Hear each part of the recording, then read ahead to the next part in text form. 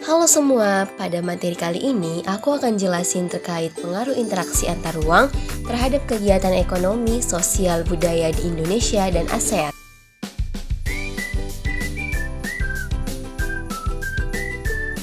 Pertama, kita akan ngebahas tentang perubahan ruang dan interaksi antar ruang akibat faktor alam. Yang pertama itu ada faktor iklim. Nah, kita kan tahu lokasi negara ASEAN itu berada di antara benua Asia dan benua Australia.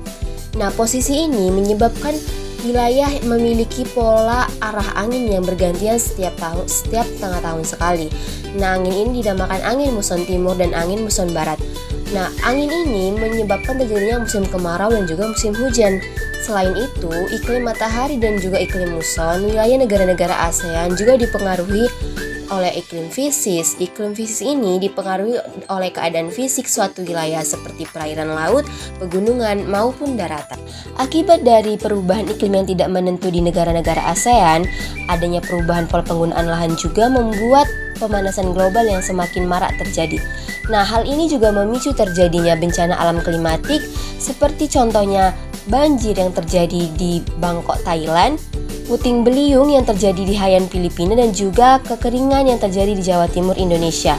Nah, dalam upaya menanggulangi bencana di kawasan Asia Tenggara, ASEAN melakukan kerjasama antar negara anggotanya untuk menangani masalah-masalah terkait bencana alam klimatik yang terjadi di negara-negara ASEAN. Setelah faktor alam, ada juga faktor geologi.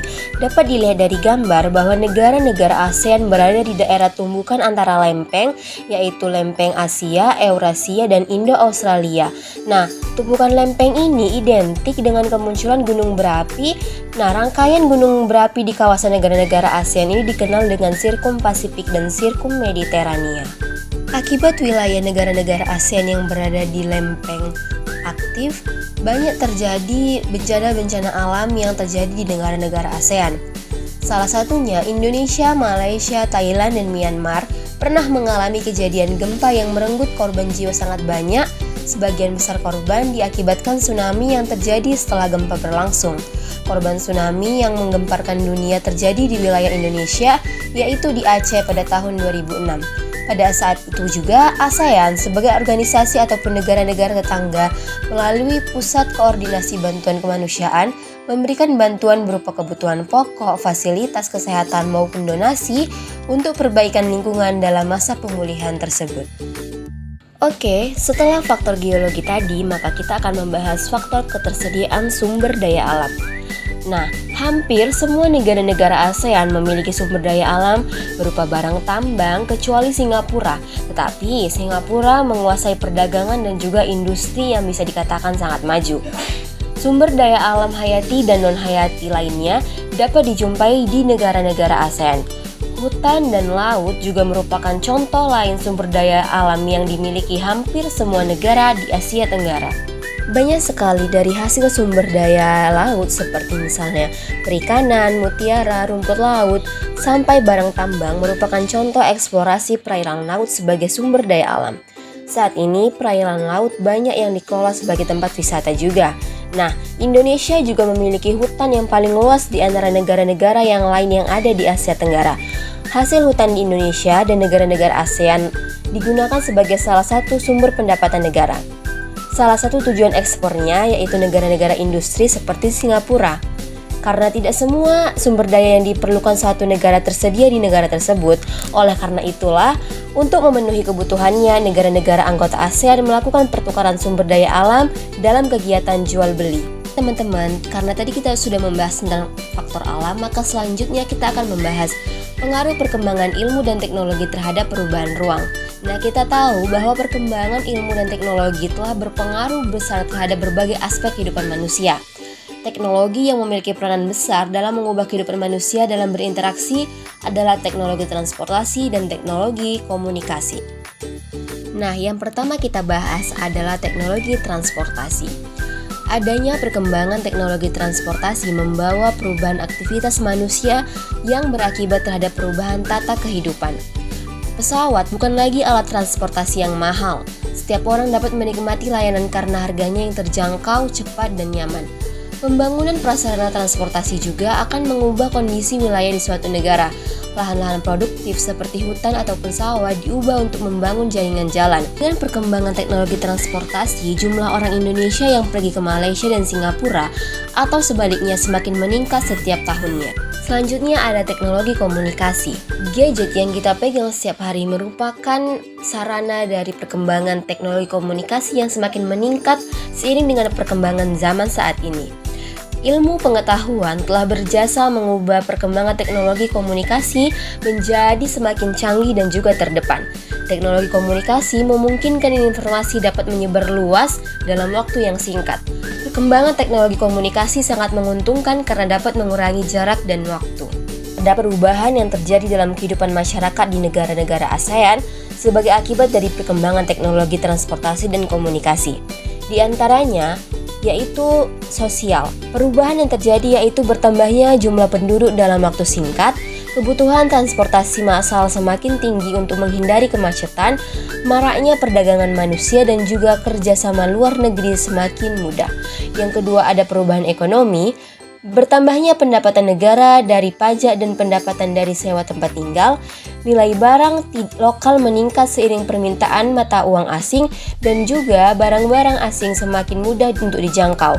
Perubahan budaya yaitu terjadinya akulturasi budaya secara sadar maupun tidak, perubahan sistem nilai dan norma, terjadinya keanekaragaman gaya hidup hedonis, dan aliran-aliran yang bertentangan dengan budaya semakin mudah masuk.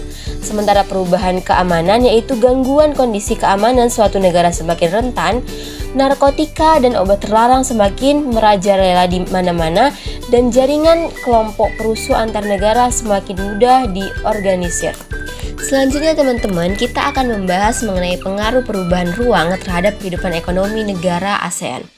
Nah, negara-negara anggota ASEAN mulai menerapkan AFTA atau ASEAN Free Trade Area dalam kehidupan internasionalnya.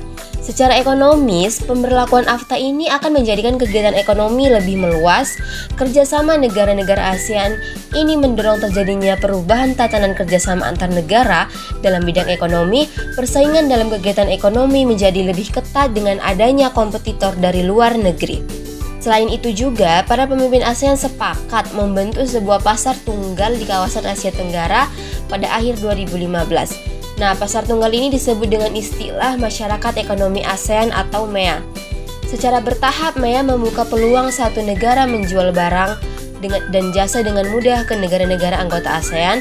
Selain itu, akan dibentuk pasar tenaga kerja proporsional seperti dokter, ahli keteknikan, guru, akuntan, dan juga lainnya. Ini itu akan membuka interaksi peluang tenaga kerja asing untuk mengisi berbagai jabatan serta profesi di Indonesia yang tertutup atau kekurangan sumber daya manusianya. Setelah tadi kita bahas terkait aspek ekonomi, maka kita sekarang akan membahas pengaruh perubahan ruang terhadap kehidupan sosial negara ASEAN. Kondisi dan status sosial masyarakat Asia Tenggara yang berbeda dan hidup berdampingan terkadang memunculkan pertentangan karena berbeda kepentingan satu dengan yang lainnya. Misalnya, pada tahun 2015, ribuan pengungsi warga Myanmar membanjiri negara-negara tetangga, yaitu Malaysia, Thailand, dan Indonesia, dengan menggunakan perahu atau sekarang kita kenal dengan pengungsi Rohingya. Nah, ASEAN mengimbau negara-negara anggota agar menerima untuk sementara para manusia perahu itu atas pertimbangan kemanusiaan. Nah, migrasi ini berpengaruh terhadap dinamika jumlah kependudukan suatu negara karena pengungsi yang datang ke negara tersebut akan membuat jumlah penduduk negara tersebut semakin banyak dan bertambah. Oke teman-teman, terakhir kita akan membahas pengaruh perubahan ruang terhadap kehidupan budaya negara ASEAN. Nah, kebudayaan adalah salah satu di antara 3 pilar utama ASEAN dalam proses mengarah ke tujuan pembangunan komunitas pada tahun 2015. Seiring dengan perjalanan selama 47 tahun, kerjasama budaya ASEAN telah mengalami perkembangan dan perubahan yang menonjolkan kebudayaan sebagai faktor yang penting bagi pembangunan komunitas ASEAN secara berkesinambungan. Adapun contoh kerjasama ASEAN di bidang budaya, salah satunya itu Festival Budaya ASEAN atau FBA, Perkemahan Budaya Serumpun ASEAN, dan juga industri musik. Oke guys, jadi sekian dari penjelasan video materi kita kali ini. Terima kasih yang sudah menonton dan sampai ketemu di video selanjutnya.